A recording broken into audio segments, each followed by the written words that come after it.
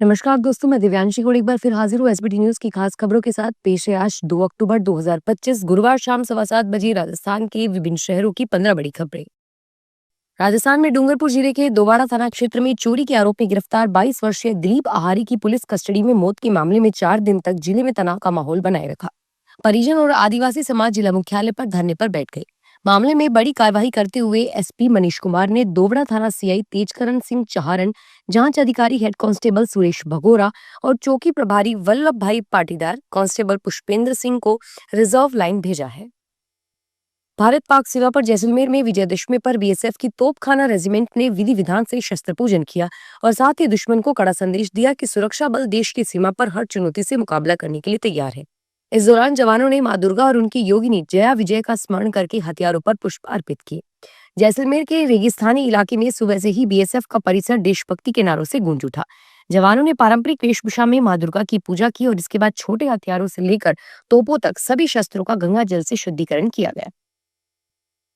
Doctor की लिखावटें अक्सर सुर्खियों में रहती है। तकनीक के इस दौर में भी हाथ से वे ऐसी पर्चियां लिखती है कि मरीजों की समझ से बाहर होती है। कई बार तो दवा दुकानदार भी नहीं समझ पाते हैं। पंजाब और हरियाणा हाईकोर्ट का मानना है कि ऐसी पर्चियां लिखना मरीजों की जान से खिलवाड़ करने के समान है। इतना ही नहीं, हाईकोर्ट ने पढ़ने योग्य प्रिस्क्रिप्शन के मरीजों का मौलिक अधिकार का करार दिया है। कोर्ट ने अपने आदेश में कहा है कि सभी डॉक्टर्स अब बड़े अक्षरों में स्पष्ट लिखकर ही दवाइयां लिखें। जब तक डिजिटल प्रिस्क्रिप्शन की व्यवस्था लागू नहीं होती तो यह नियम सख्ती से अपनाया जाए। जयपुर में एक बदमाश के चोरी के बाद डॉक्यूमेंट से लोन उठाने का मामला सामने आया है। लो फ्लोर बस में ड्यूटी के दौरान चोर ने कंडक्टर का बैग चोरी किया और चोरी किए गए बैंक में आधार कार्ड, ड्राइविंग लाइसेंस आदि रखे हुए थे। लालकोटी थाने में पीड़ित बस कंडक्टर ने रिपोर्ट दर्ज करवाई है। जांच अधिकारी की ओर से मुकदमे में एफआईआर लगा दी थी और पीड़ित कांस्टेबल जयसिंह के बैंक लोन लेने पहुंचने पर सिविल कम होने का पता चला। सिविल कम के बारे में जानकारी लेने पर किसी अन्य व्यक्ति के मोबाइल पर लोन नहीं रखने होने का पता चला। लोन की किस्तें जमा नहीं करने के कारण सिविल कम हो गया।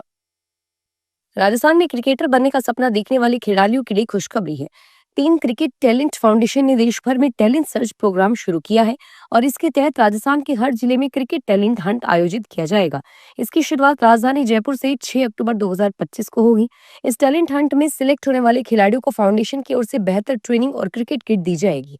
इतना ही नहीं, उन्हें सोशल और इंटरनेशनल लेवल पर खेलने का भी मौका दिया जाएगा। बॉलीवुड एक्टर शिल्पा शेट्टी और उनके पति राज कुंद्रा को आर्थिक अपराध शाखा द्वारा जारी लुकआउट नोटिस के खिलाफ दायर याचिका पर बॉम्बे हाईकोर्ट से फिलहाल कोई राहत नहीं मिली है।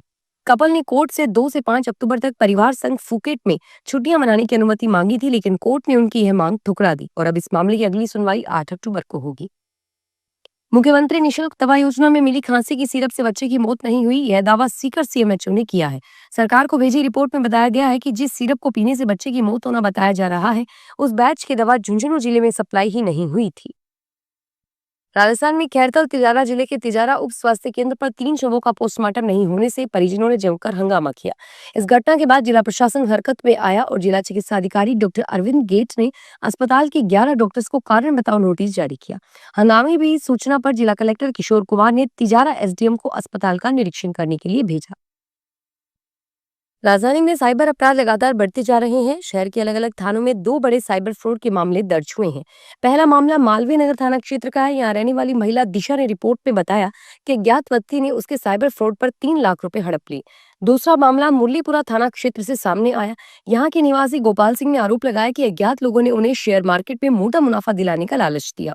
पीड़ित का कहना है कि उनसे कुल 47,71,500 रुपए अलग अलग खातों में जमा करवाए गए। करीब 45 साल बाद ब्यावर नगर परिषद की शहरी सीमा का विस्तार हो गया है। हालांकि शहर में 60 वार्ड ही रखे गए हैं। नगरीय सीमा विस्तार के बाद पुराने शहर के 45 वार्ड, जबकि शहरी सीमा में नए शामिल हुए क्षेत्र के करीब 15 वार्ड सृजित हुए हैं। इससे मतदाताओं की संख्या भी बढ़ी है। स्वायत्त शासन विभाग ने वार्ड गठन के प्रारूप आदेश पर प्राप्त आपत्तियों के निस्तारण और जिला प्रशासन के अभिमत आदि के बाद वार्ड गठन की अधिसूचना जारी कर दी है। डीडवाना पुलिस ने शहर में ध्वनि प्रदूषण रोकने के लिए सख्त कार्रवाई की है। थानाधिकारी राजेंद्र सिंह कमांडो के नेतृत्व में पुलिस टीम ने कई डीजे जब्त किए हैं और पिकअप वाहनों पर लगे डीजे हटवाए हैं। पुलिस के अनुसार उन्हें आमजन से लगातार ध्वनि प्रदूषण की शिकायतें मिल रही थी। तेज आवाज में बजने वाले डीजे से न केवल लोगों को बल्कि पशुओं और बीमार व्यक्तियों को भी परेशानी होती है। अलवर शहर के जर्जर तिजारा ओवरब्रिज की मरम्मत तभी हो पाएगी जब यूआईटी राजस्थान राज्य सड़क परिवहन निगम की पूर्व में बकाया राशि चुकाएंगे। इसके लिए यूआईटी को करीब 50 लाख रुपए देने होंगे और इसके बाद विभाग सर्वे के आधार पर ओवरब्रिज मरम्मत की लागत का प्रस्ताव तैयार करेगा। यह राशि भी यूआईटी को ही चुकानी होगी। वर्ष 2012-13 में तिजारा ओवरब्रिज का निर्माण आरएसआरडीसी ने करीब 45 लाख में किया था। राजधानी जयपुर स्थित प्रदेश की सबसे बड़ी मंडी मुहाना सब्जी मंडी में आज भी सब्जियों के भाव नरम नजर आए। थोक मंडी में फूल गोभी महंगी, टिंडा शिमला मिर्च के दाम ऊपर आए। आज मंडी में फूल गोभी के दाम 25 से 40 रुपए के बीच रहे और वहीं टिंडा भी महंगा रहा। आज टिंडे के दाम 40 से 60 रुपए के बीच रहे और दूसरी ओर मुहाना स्थित आलू प्याज मंडी में आज आलू और प्याज में हल्का उछाल देखा गया। जयपुर एयरपोर्ट पर इंटरनेशनल फ्लाइट का शेड्यूल एक बार फिर गड़बड़ाने लगा है। गुरुवार को जहां एयर इंडिया, एक्सप्रेस और स्पाइस जेट एयरलाइंस की जयपुर से दुबई की फ्लाइट अपने निर्धारित वक्त पर उड़ान नहीं भर पाई, वहीं दुबई से जयपुर जाने वाली स्पाइस जेट एयरलाइंस की फ्लाइट भी अपने निर्धारित वक्त से 4 घंटे लेट थी, जिसकी वजह से बड़ी संख्या में पैसेंजर्स को परेशान होना पड़ा।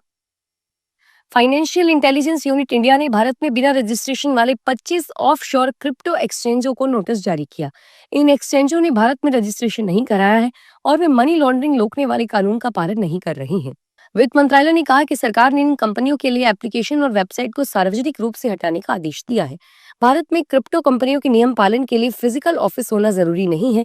चाहे कंपनी पूरी तरह ऑफशोर हो, उसे भारत के नियमों के तहत रजिस्ट्रेशन करना और रिपोर्टिंग और अन्य जिम्मेदारियां निभाना अनिवार्य है। फिलहाल इस बुलेटिन में इतना ही और फिर हाजिर होंगे तमाम बड़ी खबरों के साथ। धन्यवाद।